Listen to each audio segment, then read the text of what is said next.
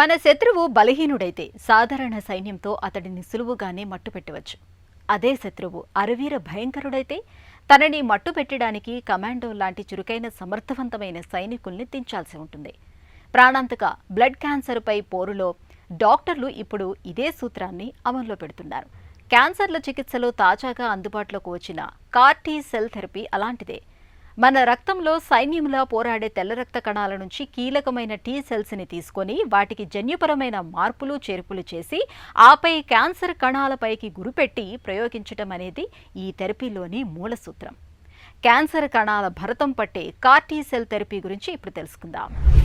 ఈ రోజుల్లో మనకి అతి ప్రమాదకరమైన రక్త క్యాన్సర్లకి తిరిగి వచ్చినప్పుడు CAR-T సెల్ థెరపీ అనే ఒక అత్యాధునికమైన వైద్య పద్ధతి మనకు అందుబాటులో ఉందండి. మన రోగనిరోధక శక్తిలో అత్యంత ముఖ్యమైన ఈ రెండు కణాలండి, అవి B లింఫోసైట్ కణాలు మరియు T లింఫోసైట్ కణాలు. ఈ T లింఫోసైట్ కణాలు ఏంటంటే కనుక మన ఒంట్లోకి ఏమైనా క్యాన్సర్ కణాలు ఏర్పడినప్పుడు వాటిని అంతమొందించడానికి మనకు అవకాశం ఉంటుందన్నమాట. కాకపోతే ఏంటంటే ఆ క్యాన్సర్ని మనం వైద్యం చేసినప్పుడు కానీ దాని తర్వాత కొన్ని రకాల మొండి క్యాన్సర్లు ఏంటంటే కనుక ఈ క్యాన్సర్ కణాలు వాటి ఆత్మరక్షణ కోసం వాటి పొర మీద మనకి ఒక రిసెప్టార్స్ లాంటివి తయారు చేసుకున్నప్పుడు ఈ T లింఫోసైట్ కణాలు మనకి ఆ క్యాన్సర్ కణాలని గుర్తించలేవు. ఇలాంటి పరిస్థితుల్లో కొన్ని రకమైన మనకి బ్లడ్ క్యాన్సర్లకి ఈ CAR-T సెల్ థెరపీ అనే పద్ధతి మనకు అందుబాటులోకి వచ్చిందండి. పేషెంట్ యొక్క రక్తాన్ని మనం సేకరిస్తామండి. T లింఫోసైట్ కణాలని మనం వేరుపరుస్తాం. ఆ T లింఫోసైట్ కణాలని మనం వేరుపరిచిన తర్వాత CAR అంటే కైమరిక్ యాంటీజెన్ రిసెప్టార్ అని కొన్ని రిసెప్టార్స్ ఉంటాయి.